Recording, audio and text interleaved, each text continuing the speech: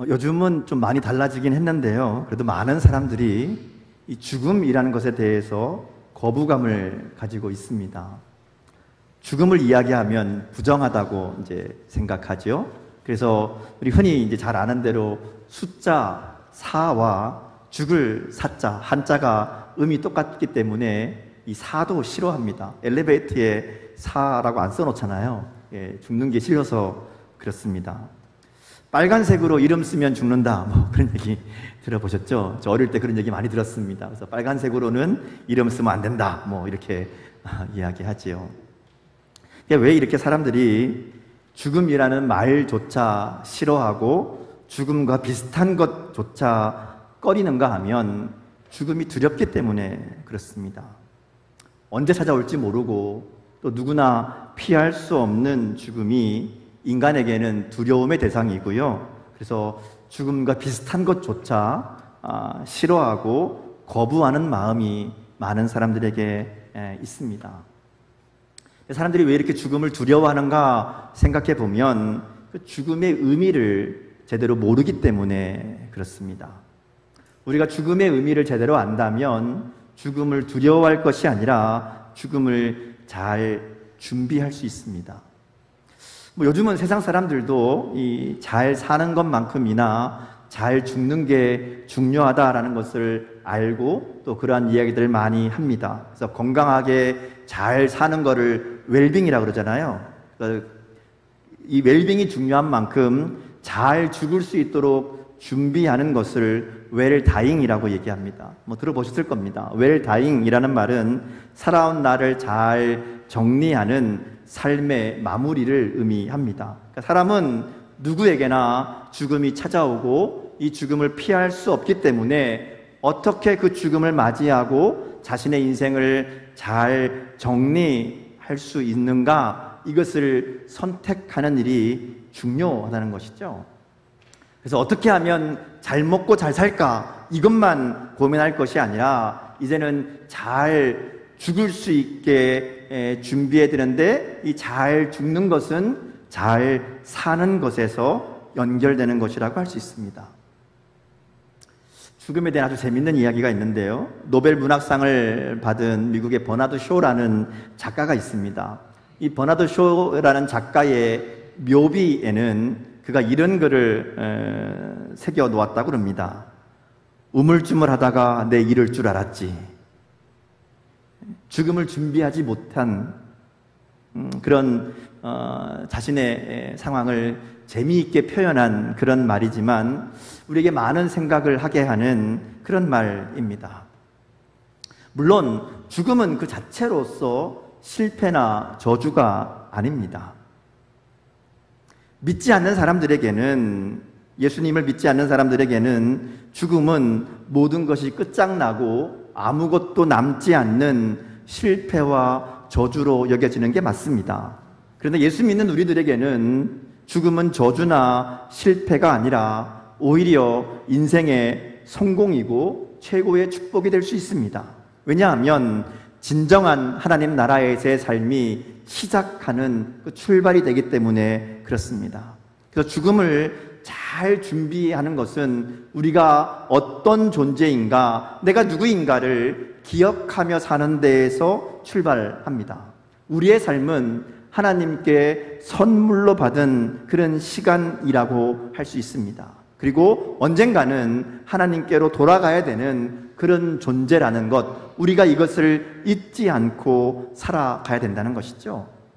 그래서 하나님이 선물로 주신 이 땅에서의 삶을 하나님이 보내신 그 뜻을 따라 살기 위해서 최선을 다하고 하나님이 부르실 때에 하나님 앞에 서야 할 존재라는 것을 잊지 않고 살아가는 것이 가장 중요한 일이라고 할 수 있습니다.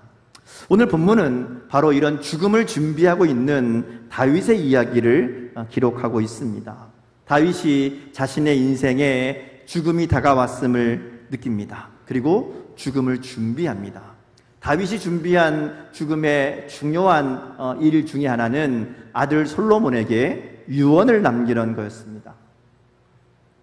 많은 사람들이 유언을 남기죠. 인생을 살면서 가장 중요하게 생각하는 것, 그리고 남겨진 가족들에게 꼭 부탁하고 싶은 것, 그리고 꼭 잊지 말고 이것을 기억하며 살고 그것을 지키기를 원하는 것을 유언으로 남긴다고 볼 수 있습니다.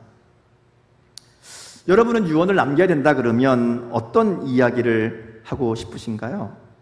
혹시 생각해 보신 적 있습니까? 내가 죽을 때 마지막으로 어떤 말을 남기면 좋을까? 여러분의 자녀들에게 또 함께 신앙생활하는 우리 공동체 교회 성도들에게 뭐라고 말씀하실 것 같습니까? 아이, 목사님 재수없게 죽음을 얘기합니까? 이런 분 있으면 안 됩니다. 예수 믿는 우리들에게 죽음은 하나님 나라로 돌아가는 은혜의 시간이고요, 그 죽음 자체가 하나님의 섭리입니다. 그러기에 우리가 할 것은 죽음을 피하려고 할 것이 아니라 어떻게 하면 죽음을 잘 준비할 수 있을까, 우리가 여기에 관심을 가져야 된다는 것이죠.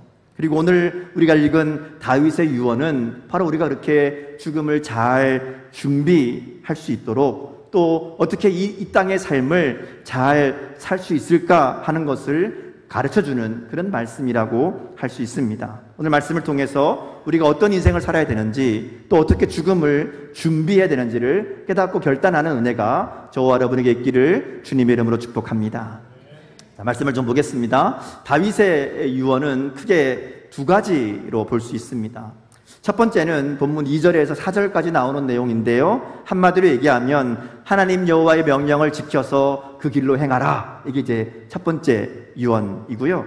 두 번째 유언은 5절부터 9절까지 나오는 내용인데요, 요압과 바르실레 그리고 시므이라는 이 세 사람에 대한 처분을 부탁하는 내용이 두 번째 유언이라고 할 수 있습니다. 자, 하나씩 보겠습니다. 먼저 2절부터 3절 말씀 한번 같이 읽어보겠습니다. 2절 3절 말씀 읽습니다. 자, 시작. 내가 이제 세상 모든 사람이 가는 길로 가게 되었노니 너는 힘써 대장부가 되고 내 하나님 여호와의 명령을 지켜 그 길로 행하여 그 법률과 계명과 율례와 증거를 모세의 율법에 기록된 대로 지키라. 그리하면 내가 무엇을 하든지 어디로 가든지 형통할지라. 아멘. 자, 여기 보면요, 다윗이 솔로몬에게 하는 첫 번째 이야기가 뭔가 하면 힘써 대장부가 되라, 이렇게 얘기합니다. 힘써 대장부가 되라. 이 쉽게 얘기하면 담대하라 라는 말입니다. 왜 담대하라고 얘기할까 생각해 보면 이제 솔로몬은 나라를 다스리는 통치자가 되어야 됩니다.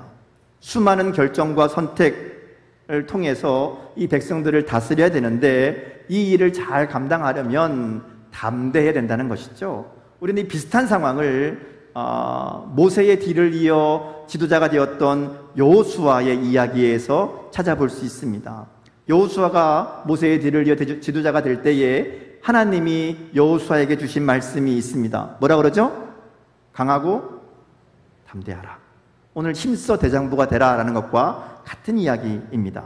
하나님은 여호수아에게 강하고 담대하라고 반복해서 이야기합니다. 한번 볼까요? 여호수아 1장 6절 말씀 같이 한번 읽겠습니다. 자, 시작. 강하고 담대하라. 너는 그들의 조상에게 맹세하여 그들에게 주리라 한 땅을 이 백성에게 차지하게 하리라.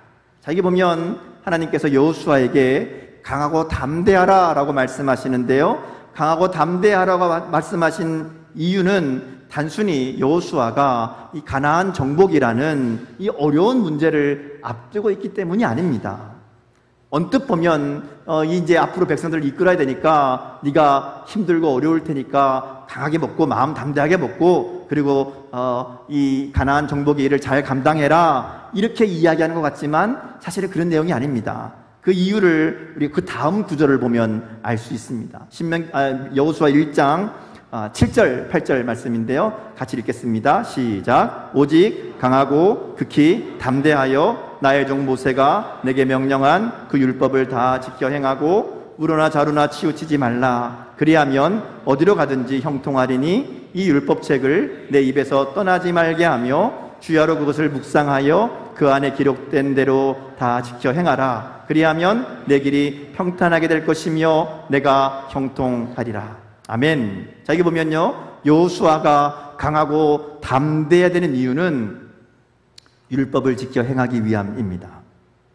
가나안 땅을 정복하는 것도 강하고 담대해야 되는 일이지만 오직 강하고 극히 담대하라 라고 말씀하신 이유는 뭔가 하면 하나님의 말씀을 지켜 행하는, 그래서 하나님의 율법을 지켜 행하고 좌로나 우로나 치우치지 않게 하기 위해서 오직 강하고 극히 담대해야 된다, 이렇게 말씀하는 겁니다. 이것은 가나안 땅을 정복하고 그 땅을 차지하는 것도 힘들고 어려운 일이지만 더 힘들고 어려운, 더 강하고 담대해야 될 일이 있는데 그게 뭔가 하면 말씀을 지키는 것이고 자손들에게 하나님의 말씀을 지키는 그 길을 걷게 하는 것이다, 이 얘기를 하는 겁니다. 오늘 다윗의 유언도 마찬가지입니다. 똑같은 이야기합니다. 이제 솔로몬이 어린 나이에 이스라엘의 왕이 되었습니다. 나라를 다스리고 백성들을 통치하기 위해서는 강하고 담대한 마음이 필요합니다. 근데 다윗이 지금 부탁하는 것은 네가 강한 용사가 되어라 라고 말하는, 힘써 대장부가 되라고 말하는 이유는 백성들을 다스리고 군사력을 키우고 경제력을 키우는 그 일을 위해서 네가 힘써야 된다라는 것을 이야기하는 게 아닙니다. 이어지는 말씀을 보면 다윗은 여호와의 명령을 지켜 그 길을 행하는 데에 힘써 대장부가 되라고 말하는 겁니다. 흔들리지 말고 담대하게, 두려워하지 말고 하나님의 말씀을 지키는 길로 나아가라는 겁니다. 그게 가장 중요하다는 거예요. 그게 형통한 삶을 사는 방법이라고 말하는 겁니다. 다윗이 부탁하는 얘기를 잘 들어보세요. 야, 네가 왕이 되면 정치를 이렇게 하고 군대는 이렇게 이끌고 백성들은 이렇게 다스리고 경제는 어떻게 되고, 이 얘기하는 게 아닙니다. 힘써 대장부가 되라 라고 얘기하면서 그런 정치나 군사나 외교의 탁월함이 아니라 하나님의 말씀, 그 말씀을 지켜 행하는 것, 그것이 나라를 형통하게 하고 든든하게 세우는 유일한 길이라고 유언하고 있다 하는 것이죠. 그래서 이어지는 4절 말씀을 보면요, 하나님이 자기에게 주었던 약속을 솔로몬에게 그대로 전달합니다. 같이 한번 읽어보겠습니다. 4절 말씀 같이 읽습니다. 시작. 여호와께서 내 일에 대하여 말씀하시기를 만일 내 자손들이 그들의 길을 삼가 마음을 다하고 성품을 다하여 진실이 내 앞에서 행하면 이스라엘 왕위에 오를 사람이 내게서 끊어지지 아니하리라 하신 말씀을 확실히 이루게 하시리라. 자, 다윗이 무슨 얘기하는가 하면요, 하나님이 나에게 약속하셨다는 거예요. 어떤 약속을 하셨는가 하면 나의 자손들이, 다윗의 자손들이 그 길을 떠나지 않고, 그러니까 하나님의 말씀을 지켜 행하는 그 일에 마음을 다하고 성품을 다하여 진실하게 행하면 하나님께서 솔로몬만이 아니라 그 아들의 아들에 이르기까지 영원히 왕위를 끊어지지 않게 하실 것이다 약속하셨다는 것이죠. 그러니까 네가 그 일을 해서 그 약속이 그대로 이루어지도록 그렇게 살아라는 겁니다. 네가 그렇게 살면 하나님이 그 일을 이루실 것이다. 너만이 아니라 너의 아들, 너의 아들, 아들의 아들, 아들까지 그렇게 하도록 가르쳐라. 그러면 하나님이 약속하신 일을 이루실 것이다. 이렇게 당부하는 내용입니다. 자, 솔로몬이 왕위를 이어받는 이 시대는 다윗과는 분명히 다른 시대입니다. 다윗이 왕이 되던 그때는 목숨을 걸고 나라를 세워야 되는, 영토를 확장하고 이 대적들을 물리치고 나라를 안정시켜야 되는, 그야말로 전쟁이 끊이지 않는 그런 시대였다면 이제 솔로몬이 왕이 되는 시대는 평안과 안정이 있는 시대입니다. 사실 다윗이 다 해놨거든요. 다 이루어 놓았기 때문에 솔로몬은 그저 이제 그 다윗이 쌓아놓은 기초 위에 풍요와 번영을 누리면 되는 그런 시대입니다. 자, 그런데 바로 그런 풍요와 번성이 솔로몬과 이스라엘 백성들이 하나님의 말씀을 지키는 데에 더 어려운 상황이 될 것이라는 것을 다윗이 알고 있는 겁니다. 그래서 그 얘기하는 거예요. 힘써 대장부가 되어야 된다. 왜냐하면 이것은 다윗 자신이 자신의 인생을 통해서, 자신의 삶을 통해서 뼈저리게 경험한 진리이기 때문에 그렇습니다. 우리가 아는 대로 다윗이 하나님 앞에 범죄했을 때에는 다윗이 어려울 때가 아닙니다. 고난 중에 있을 때, 쫓겨다니는 도망자일 때 하나님 앞에 범죄한 게 아닙니다. 언제 범죄하죠? 평안할 때입니다. 평안할 때. 그런 의미에서 지금 왕이 되는 솔로몬은 다윗 시대보다 훨씬 더 하나님의 말씀을 지켜 그 길로 행하기가 어려울 것이다 하는 것이죠. 다윗이 이것을 당부하는 겁니다. 야, 너 앞으로 하나님의 말씀대로 따라 살아가는 거 그거 어려울 수 있다. 그러니까 더 대장부가 돼야 된다. 더 담대해야 된다. 더 흔들리지 말아야 된다. 이 얘기를 하는 거죠. 실제로 솔로몬은 다윗의 이런 당부를 듣고 처음에는 잘 따르는 것 같다가 결국 그 마음을 지키지 못합니다. 그리고 그 길을 떠나서 다윗이 염려한 대로 실패하지요. 그래서 나라가 분열되고 그 자손들 역시 그 길을 온전히 따르지 못했기 때문에 하나님의 말씀을 지키는 길을 온전히 따르지 못함으로 그 왕조가 끝나고 나라가 망하게 되는 결말을 맞이하게 되잖아요. 오늘 다윗의 유언을 통해 우리가 반드시 기억해야 될 것은 하나님의 말씀을 지켜 행하는 그 길만이 형통한 길이라는 겁니다. 그리고 그 길을 흔들림 없이 걸어가기 위해서는 마음을 강하게 하고 담대하게 하는 힘써 대장부가 되는 일이 우리 가운데 있어야 된다는 것이죠. 오늘 우리의 삶을 보면 우리가 살아가는 이 시대는 모든 것이 풍요롭고 넉넉합니다. 부족함이 없습니다. 그러다 보니까 하나님보다 더 좋아 보이고 하나님보다 더 사랑할 것들이 너무나 많습니다. 그래서 더욱 하나님의 말씀을 지키며 살아가기가 어려운 시대를 살고 있다는 것이죠. 그래서 이 시대에 하나님의 자녀로서 말씀을 지켜 행하는 이 길로 행하기 위해서는 끈기와 용기가 필요합니다. 오늘 다윗이 솔로몬에게 이야기한 것처럼 힘써 대장부가 되어야 된다 하는 것이죠. 오늘 우리들에게 그와 같은 믿음의 결단이 있기를 주님의 이름으로 축복합니다. 자, 이어지는 말씀을 보면요, 이제 실제적인 그 다음 두 번째 유언이 이어지는데요, 여기엔 세 가지 명령이 있습니다. 다윗의 군대 장관이었던 요압을 평안히 살다가 죽도록 내버려 두지 말아라. 죽여라 하는 거죠. 죽여라. 왜냐하면 요압은 다윗에게 큰 힘이 되는 용사이기도 했지만 자신의 뜻대로 아브넬과 아마사라는 이 두 사람을 죽인 일이 있었기 때문이다, 다윗이 이야기합니다. 이 두 사람은 다윗이 나라를 통합하기 위해서 굉장히 애썼던 사람들입니다. 그 사람들을 품어주고 그 사람들을 이게 함께 하려고 애썼던 사람들인데 요압이 이 두 사람을 다 죽입니다. 아브넬은 자기 동생을 죽였다는 그 이유 때문에 복수심으로 죽이고요. 아마사는 자신의 자리를 지키려는 욕심으로 죽입니다. 비열한 방법으로 죽이죠. 문제는 다윗이 이 상황을 알게 됩니다. 분명히 잘못된 일이고 불의한 일인 걸 알지만 이것을 공의롭게 처리하지 못합니다. 그냥 넘어갑니다. 여러 가지 상황이 있었어요. 다윗이 관계도 있고 또 요압 같은 경우는 밧세바 사건 때문에 자기가 지은 죄가 있으니까 거기서 함부로 못하는 여러 가지 상황 때문에 공의롭게 처리하지 못했습니다. 이게 이제 솔로몬에게 부탁하는 거예요. 이거 바르게 처리해라, 이렇게 얘기하는 거죠. 바르실레에 대한 이야기는 반대 상황입니다. 다윗이 압살롬에 의해서 쫓겨났을 때에 다윗을 도와주었던, 끝까지 충성스럽게 도왔던 사람 중에 하나가 바르실레입니다. 근데 바르실레와 약속한 게 있어요. 뭔가 하면 다윗이 이제 회복되어서 예루살렘으로 돌아가려고 그럴 때에 바르실레에게 같이 가자 그럽니다. 같이 가서 말하자면 공을 세운 것을 내가 말하자면 취하겠다, 이런 내용인데 바르실레가 거절합니다. 정중하게 거절하면서 나는 나이도 많고 이제 예루살렘으로 갈 그것도 없고 다만 내 아들들을 좀 잘 대해 주십시오, 이렇게 이제 이야기하고 다윗도 그렇게 하겠다고 약속을 했었습니다. 그 얘기하는 겁니다. 이제 솔로몬에게 그 바르실레의 아들들에게 은총을 베풀어서 그들을 잘 존귀하게 대해줘라. 이게 두 번째 유언이었고요. 세 번째는 이제 시므이라는 사람입니다. 시므이도 요압과 비슷해요. 시므이는 특별히 사울 가문의 사람입니다. 베냐민 지파라고 얘기하잖아요. 사울 가문의 유력한 지도자인데 다윗이 압살롬에게 쫓겨 도망갈 때에 사람들 앞에서 다윗을 저주하고 모욕하고 조롱했던 인물입니다.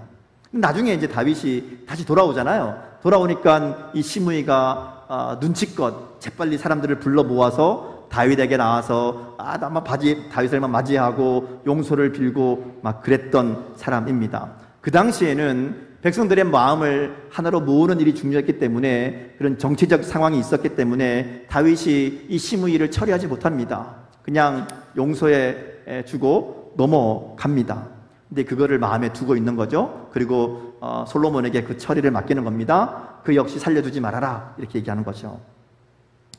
어떻게 보면 이 다윗의 두 번째 유언들은 좀 이해가 안 되는 내용입니다. 이 다윗이 뒤끝이 심한 사람이구나, 뭐 이렇게 생각할 수 있는 그런 내용이죠. 자신의 복수를 당부하는 그런 내용처럼 보이기 때문에 그렇습니다. 근데 가만히 보면요, 이게 개인적인 복수를 이야기하는 게 아닙니다. 다윗이 이 이야기를 솔로몬에게 하는 이유는 너는 나처럼 하지 말아라, 이 얘기 때문에 그렇습니다. 다윗은 인정에 이끌려서, 혹은 개인적인 관계 때문에, 또 상황과 형편 때문에, 아까 얘기했지만 자신의 죄 때문에 약점이 잡혀서 여러 가지 이유로 바르게 판단하지 못했던 겁니다. 왕으로서 하나님의 말씀을 따라 공의와 정의로 판단해야 되는데 다윗은 그렇게 하지 못했거든요. 대표적인 사건이 요압과 시므이 사건이었습니다. 그러니까 그 얘기하는 거예요. 너는 나처럼 하지 말아라. 하나님 말씀을 지켜 행하는 그 길로 행하면서 백성들을 다스릴 때에 너의 가장 가까운 사람들 일을 할지라도 하나님의 말씀을 따라 공의와 정의로 바르게 가르치고 바르게 판단하고 그렇게 다스려야 된다. 그 일에 힘써 대장부가 되어라, 이렇게 이야기하는 겁니다. 오늘 다윗의 유언 앞에 우리가 기억해야 될 것은, 우리도 다윗과 같이 하나님 앞에 가야 되는 날이 있다는 겁니다. 그리고 그날을 잘 준비하는 삶이 되어야 됩니다. 죽음을 준비하는 삶을 종말론적 삶이라고 얘기하죠. 우리는 종말을 향해 달려가고 있다는 것이죠. 개인의 죽음을 맞이하든 혹은 주님이 이 땅에 다시 오시든 간에 우리의 삶의 끝은 정해져 있습니다. 그리고 그 날을 잘 준비하는 삶이 되어야 된다는 것이죠. 죽음을 잘 준비하는 것, 이건 언제 죽느냐, 어떻게 죽느냐, 이거 준비하는 게 아닙니다. 죽기 전에 좋은 수위 만들어 놓고, 양지 마른 곳에, 묻힐 자리 마련해 놓고, 이게 죽음의 준비가 아니죠. 오늘을 잘 사는 것이 죽음을 잘 준비하는 겁니다. 오늘 다윗의 유언과 같이 하나님의 말씀을 지켜 행하는 일에 전심을 다하는 것, 그게 우리의 죽음을 잘 준비하는 일이라고 할 수 있습니다. 다윗의 삶을 보면 그가 하나님 말씀을 지켜 행할 때에는 형통했지만 그가 그 길을 떠났을 때에는 인생의 실패와 어려움을 겪었던 것을 우리가 알게 됩니다. 솔로몬도 마찬가지죠. 솔로몬이 하나님 말씀을 지켜 행할 때는 형통했지만 그가 하나님께 받은 은혜를 잊어버리고 풍요와 번영으로 인해 마음을 빼앗기고 그 길을 떠났을 때에 그는 실패한 인생으로 끝난 것을 우리가 알고 있습니다. 다윗이나 솔로몬이나 그들이 어떤 능력이 있어서 성공하고 형통했던 게 아닙니다. 하나님이 그들을 도우셨기 때문에, 하나님의 은혜 안에 있었기 때문에 형통했던 것이죠. 그들이 하나님의 은혜를 벗어났을 때에 그들의 삶도 실패와 절망 가운데 머무를 수밖에 없었다는 것을 우리가 기억해야 됩니다. 오늘 우리의 삶도 마찬가지이죠. 하나님의 은혜를 잊어버리면, 하나님의 말씀을 떠나는 그 길을, 하나님의 말씀을 따르는 그 길을 떠나면 실패한 인생으로 끝날 수밖에 없다는 것을 우리가 분명하게 기억해야 됩니다. 열왕기의 핵심 메시지는 여호와의 명령을 지켜 그 길로 행하는 것만이 형통의 길이고 생명의 길이라는 것을 역사를 통해서 확인하라는 것이 열왕기의 메시지입니다. 오늘 우리의 삶을 통해서 우리가 하나님의 은혜 안에 머무는, 하나님의 말씀을 지키는 그 길을 떠나지 않는 그와 같은 삶이 되기를 결단하는 저와 여러분 되어야 될 줄 믿습니다. 레오나르도 다빈치가 이런 말을 남겼습니다. 잘 보낸 하루가 행복한 잠을 가져오듯이 잘 쓰인 인생은 행복한 죽음을 가져온다. 좋은 죽음은요, 좋은 삶을 통해서 만들어지는 겁니다. 잘 준비된 삶은 이 땅의 삶을 잘 사는 것을 통해서 만들어진다는 것이죠. 하나님께서 주신 귀중한 우리의 인생을 더 의미 있고 가치 있게 만들고 잘 죽기 위해서는 잘 사는 지혜가 우리 가운데 있어야 됩니다. 우리 인생을 가장 멋지고 아름답게 만드는 길은, 우리의 인생을 형통하게 만드는 길은 오직 하나님의 말씀을 마음을 다하고 성품을 다하여 진실하게 순종하며 사는 것입니다. 그러면 하나님께서 우리가 무엇을 하든지 어디로 가든지 형통하게 하실 것이다 약속하고 있다는 것이죠. 오늘 말씀 앞에 우리가 걸어가야 될 길, 그리고 우리 자녀들에게 가르치고 남겨주어야 될 인생의 길이 무엇인지 다시 한번 돌아보고 결단하는 은혜가 있기를 주님의 이름으로 축복합니다. 이렇게 기도하겠습니다.